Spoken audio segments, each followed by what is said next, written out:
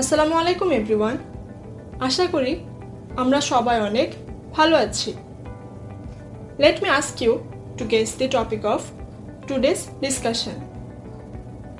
Today we will discuss about a solution related to a scary topic of math. I guess for most of the students this topic is like a ghost because I myself always feel like it. Well, no tension because we have the solution. Let's move to it.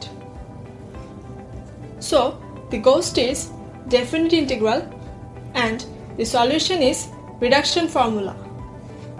That means we will discuss today about reduction formula of definite integral. At first, we have to know what is reduction formula. Reduction formula হলো একটি process যেখানে ইন্টিগ্র্যান্ডকে একটি easy ফরমেশনে আনা হয়। That means ইন্টিগ্র্যান্ডের যে পাওয়ার থাকবে সেটাকে আমরা রিডিউস করে আনবো যাতে কিনা ইন্টিগ্রেশনটা ইজিলি করতে পারি। Now what is integrand? Suppose যদি লিখি integration of fx into dx, so এখানে fxটি হলো ইন্টিগ্র্যান্ড, দ্যাট মিন্স যাকে আমরা ইন্টিগ্রেট করব। সো রিডাকশন ফর্মুলা কেন ইউজ করি? যাতে পাওয়ারটা রিডিউস হয়ে আসে ইজিলি ইন্টিগ্রেট করার জন্য। So from here we have found the answer of two questions. Number 1, what is reduction formula, and number 2, why to use it. Definite ইন্টিগ্রেশনে আমরা আজকে একটি নিউ টপিক শিখব, সেটি হলো ওয়ালিস ফর্মুলা। এখন ওয়ালিস ফর্মুলা কি? It is a formula that we use to determine definite integrals involving powers of sine or cosine on the interval 0 to pi by 2. That means only যখন sine or cosine এর function থাকবে involving power এবং limit থাকবে 0 to pi by 2 এর মধ্যে, তখনই আমি এই ওয়ালিস ফর্মুলাটি অ্যাপ্লাই করতে পারবো। সো এখন ওয়ালিস ফর্মুলা কি সেটা আমরা একটু দেখে আসি। At first আমি ফর্মুলাটা ডিরেক্টলি লিখব, দেন এক্সপ্লেন করব। সো লেখা যায় integration of sine to the power nx into dx from 0 to pi by 2 is equal to integration of cos to the power nx into dx from 0 to pi by 2 equal to লিখি numerator এর পার্টে n-1 into n-3 into n-5 dot dot dot 5 3 1 divided by denominator এর পার্টে n into n-2 into n-4 into dot dot dot 6 4 2 whole multiplied by pi by 2. এখানে একটি condition হলো when n is even, that means n will be greater or equal to 2.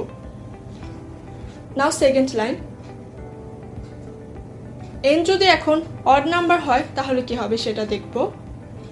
নিউমেরেটরের পার্টে n-1 into n-3 into n-5 dot dot dot 6 4 2 divided by denominatorএর পার্টে n into n-2 into n-4 into dot dot dot 5 3 1. So condition কি এখানে? when n is odd, that means n will be greater or equal to 3. এখন explain করি। Suppose যদি এরকম হয় sign or cosine এর function আমার দেয়া আছে যার পাওয়ার কিনা n এবং লিমিট হলো 0 থেকে পাই বাই 2, তাহলে এটাকে ইন্টিগ্রেট করার জন্য আমরা এই ওয়ালিস ফর্মুলাটা ইউজ করব। সেটা কি? অ্যাট ফার্স্ট আমাদের খেয়াল করতে হবে পাওয়ারটা কি ইভেন নাকি অড।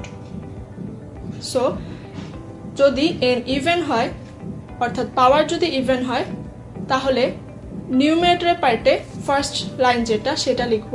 দ্যাট মিন্স পাওয়ারের সাথে অড নাম্বারগুলো মাইনাস করে করে মাল্টিপ্লাই করে দিব। ইভেন থেকে অড মাইনাস করলে আমরা জানি odd number pi, that's why লাস্টে আমাদের 5 3 1 এসেছে।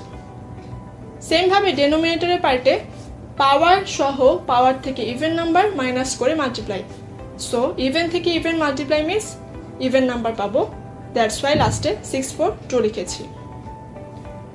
সো ইভেনের ক্ষেত্রে একটি ইম্পর্টেন্ট জিনিস হলো লাস্টে আমরা π/2 দ্বারা মাল্টিপ্লাই করে দিব, কিন্তু অডের কেসে কিন্তু আমরা সেটা দেখিনি।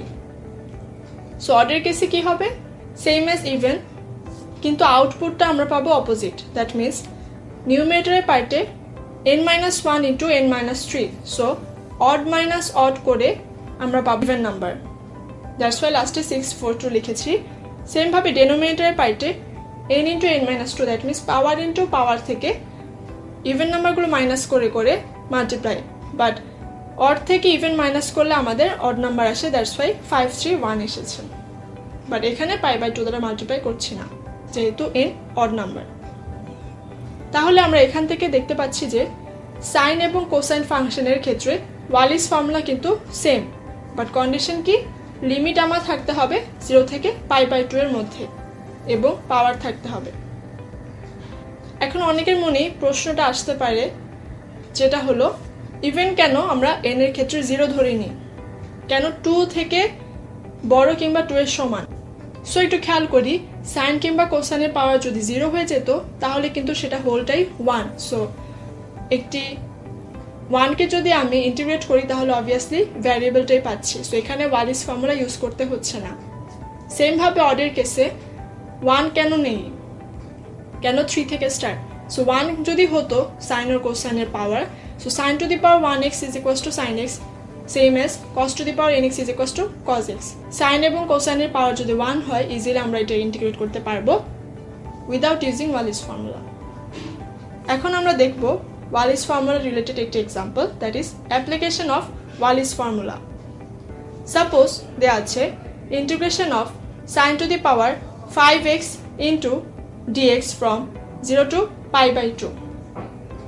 সো অ্যাট ফার্স্ট আমাদের কন্ডিশন হলো লিমিট দেখব 0 টু π/2 পর্যন্ত আছে, সো ঠিক আছে।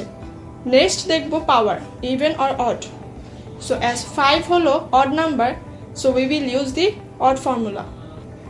তাহলে কি হবে, নিউমেরেটর পার্টে আমি ডিরেক্টলি জাস্ট পাওয়ার থেকে অডগুলো মাইনাস করে multiply, that means 5 - 1 into 5 - 3 divided by নিচে পাওয়ার সহ পাওয়ার থেকে even number multiply, that means 5 into 5 - 2 into 5 - 4, কিন্তু এখানে π/2 মাল্টিপ্লাই করব না অ্যাজ অড নাম্বার। তাহলে ক্যালকুলেট করে রেজাল্ট পেলাম 8/15। আজকের এই ভিডিওতে আমরা রিডাকশন ফর্মুলা কি এবং ওয়ালিস ফর্মুলা কি সেটা সম্পর্কে জানতে পারলাম। নেক্সট ভিডিওগুলোতে আমরা reduction formula related math problems solve করব। তাহলে এখানে শেষ করছি, ধন্যবাদ সবাইকে।